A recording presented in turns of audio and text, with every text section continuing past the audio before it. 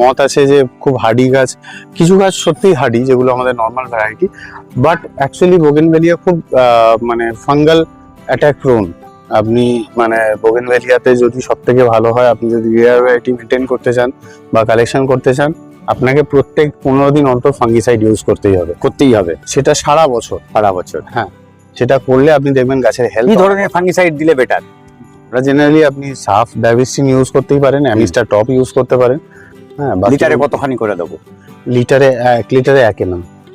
1 ml liquid হলে 1 ml, যদি গ্রামে হয় তাহলে 1 গ্রাম। 1 গ্রাম দিয়ে 1 গ্রাম খুব হালকা, আমি বেশি পরিমাণ দেওয়ার কথা বলছি না। আপনি যদি পারেন কোনো বন্ডিং এজেন্ট তার সঙ্গে অ্যাড করে দেবেন, যেটা স্টিক করে থাকবে। স্টিকার, হ্যাঁ, স্টিকার গুলো। আর সেই ক্ষেত্রে আপনার গাছ অনেক হেলদি থাকবে। কিন্তু ফাঙ্গিসাইডটা মাস্ট।